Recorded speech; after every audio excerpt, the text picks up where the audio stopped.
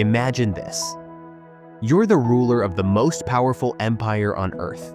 You have everything: luxury, armies, respect.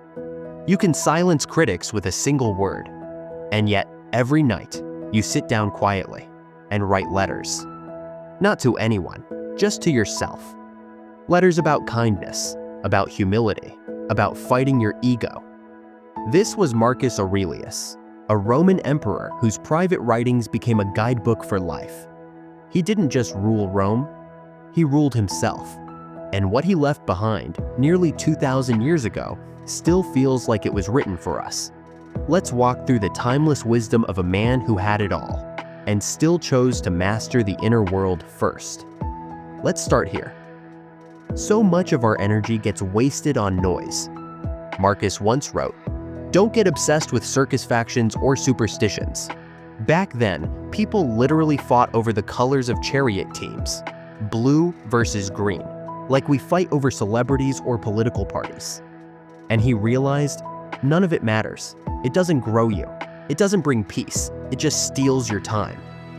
Maybe today's circus is your newsfeed.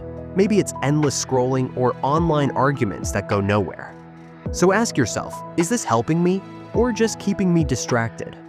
Sometimes the most powerful act is choosing silence over noise. Another powerful truth Marcus lived by: show up, work hard, complain less.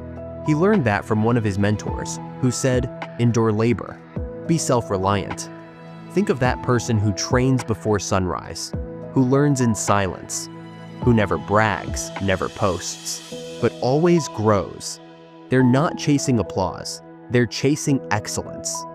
Marcus admired that. And the lesson is simple. Let your actions speak. Let your habits build your identity. But as much as he valued wisdom, Marcus hated pretense. He wrote, "Reject vanity. Don't fake wisdom. Respect real learning." In other words, don't try to look smart. Be curious. Be real. Ever met someone who quotes fancy words just to impress people? Marcus called that out 2,000 years ago. He believed wisdom isn't in your vocabulary. It's in your choices. Read deep things. Think big thoughts. But speak like someone people can actually connect with. One moment that changed Marcus. He got into a debate. He wanted to sound clever. His teacher pulled him aside and said, "You're trying to win, not understand." That moment hit him hard, because growth doesn't happen when you're performing. It happens when you're listening. So next time you find yourself in a heated argument, pause. Ask yourself, am I learning? Or am I just trying to look smart? And when someone messes up, forgive. You've done it too. Now here's something powerful. Marcus saw real freedom in a man named Apollonius. Apollonius lost his child. He mourned, but didn't collapse. He didn't fake being strong. He was grounded. That calmness wasn't numbness. It was control. And Marcus realized. True strength isn't about not feeling. It's about staying steady. Even when everything shakes, you're truly free, when life storms around you, and you don't lose your center. Then there was Sextus. He never raised his voice, yet everyone listened. Because when he walked into a room, he carried calm, not ego. He listened before he spoke. He treated everyone, rich or poor, with the same respect.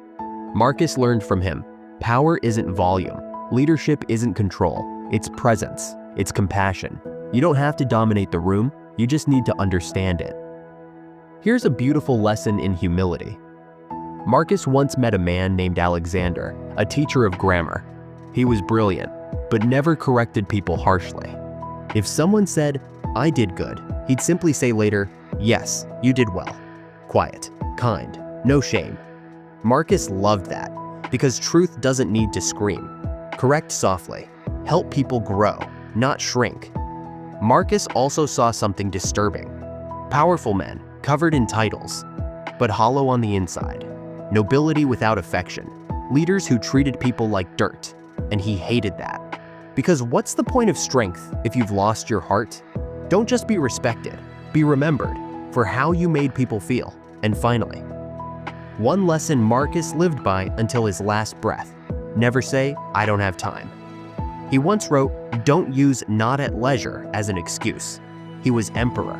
He ran an empire, managed wars, handled chaos, and yet he still made time for self-reflection, for writing, for growing. So when we say, "I'm too busy to read, to journal, to think," are we really too busy? Or are we just distracted? You always have time. The question is, what are you choosing to spend it on? So what does all this teach us? That greatness isn't loud. It's not pride. It's not control. It's patience, discipline, depth. The most powerful thing you can ever rule is yourself. And in a world chasing more, be the one who says, "I have enough." In a world of ego, be the soul. In a world of noise, be the calm. And always remember what Marcus told himself. You have power over your mind, not outside events. Realize this, and you will find strength.